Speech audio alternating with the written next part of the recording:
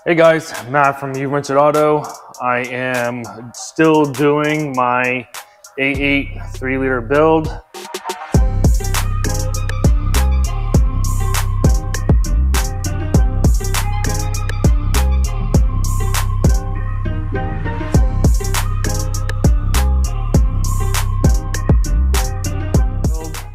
If you guys can see, she's over there and got her out. So I'm doing some things currently that I promised I would do some videos on. So today we're doing headers, wrapping headers. So these headers are the HZ Racing. They've got many names, but they're the Chinese ones. You can get at AliExpress. I think I paid $450 somewhere around there with shipping to me. So I got these things probably a year ago. I just haven't been able to, do it just yet until now. These things are rated, again rated at 30 horsepower increase.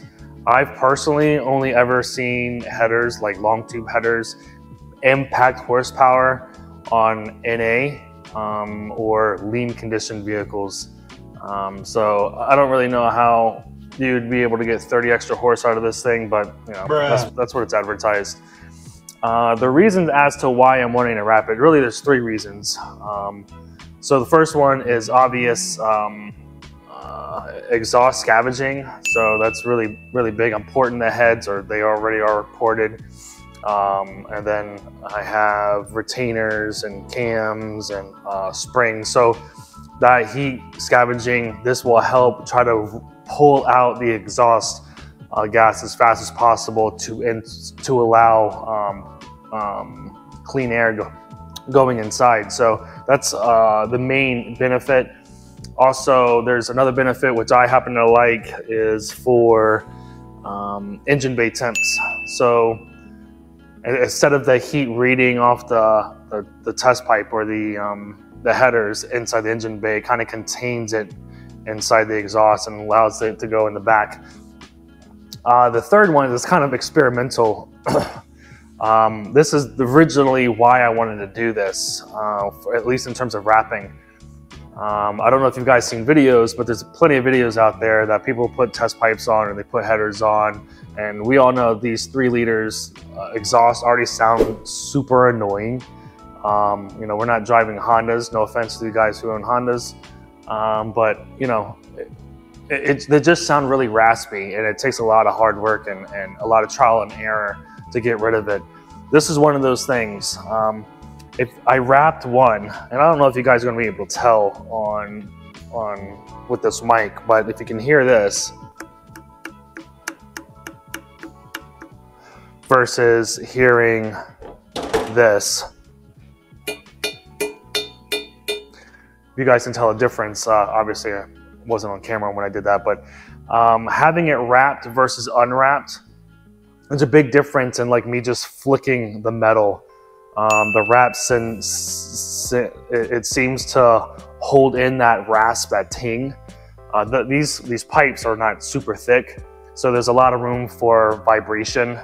So my goal, my theory is if I wrap it, it'll help with the rasp. But that's a hypothesis of mine. I'm not 100% sure. I'm wrapping it for the other 2 reasons as well, so it's a win-win really. But I'm going to show you guys how to do it. So I've already done one. I'm going to wrap the second one.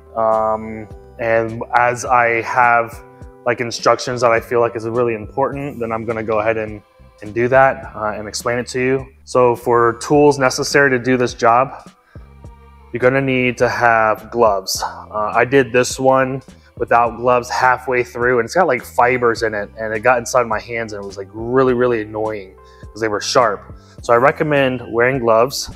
I've gotten some stainless steel. I actually got extra ones. I don't really need them, but the locking ties to put on here. The kit that I got was this. It comes with the wrap, and it comes with, I don't know, I think there's like 6 or 7 of them in here, but it wasn't enough for me. So I ended up getting more. And then you're gonna need something to cut the wrap, scissors or a razor blade. And then I will show you why you need this. And obviously this is to cut the wire ties. So that's what you need to do the job. We're gonna start getting into it, and then letting you guys know along the way on the difficultness on wrapping it. It's really pre-planning your cut. It's really the trick I've seemed to notice. So we'll do it together. If there's anything that I need to point out, I'll go through that with you guys. But we'll see how it goes. Say less. All right, guys, let's get started. I'm gonna start with this one, and then cut probably somewhere around here or here.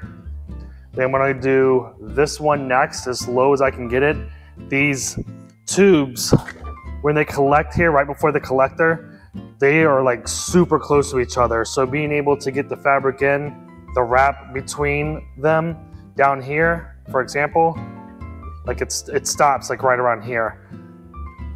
So I'm gonna have to stop there along with this one.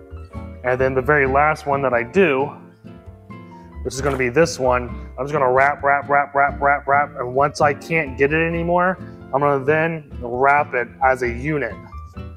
Okay? I'm gonna wrap, and then just go around this direction and going around it, okay? So we're gonna work with the middle one first. Start with my wrap. Again, nice and tight. You might see me like pull on it some to try to like get all the slack out as possible. The tighter on this tube, the better. You don't want this thing like falling apart on you.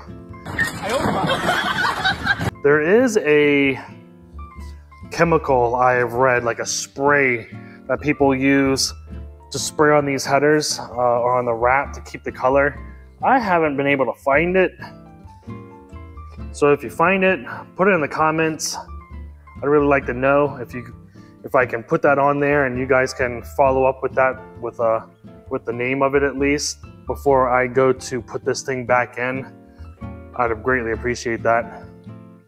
I'd like to be able to keep the yellow as much as possible, because what's going to happen is after a few after a couple of runs, this yellow is no longer going to be yellow, which isn't like super important to me. I like it because obviously my car's yellow, but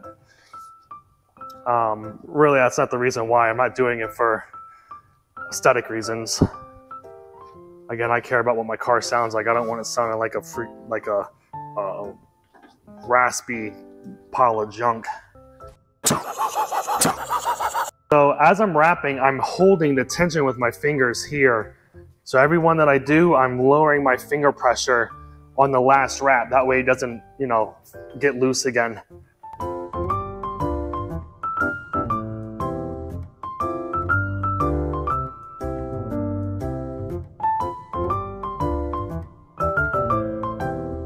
I think we are cutting it close now. Oh my God!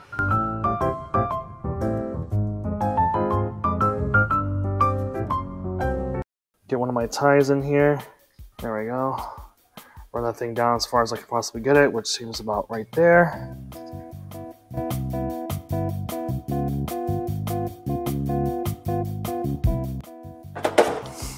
And this is a part that I told you guys that you're gonna need vice grips. So this is what it's for. Probably would have helped if I had it set for me already.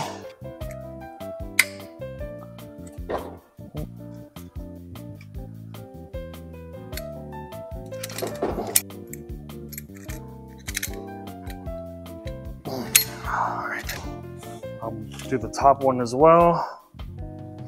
I'm gonna do 2 on the bottom, 2 on the top. All right, now that that's on there, I'm gonna do 1 more here, 1 more there, and then I will continue this process going down.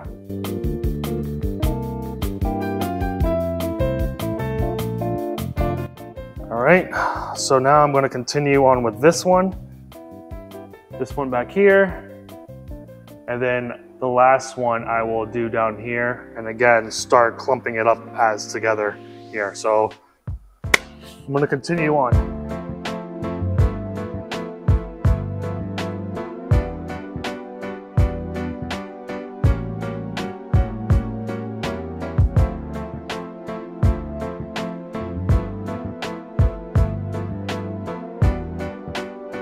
So yeah, I'm probably just gonna run it like right here.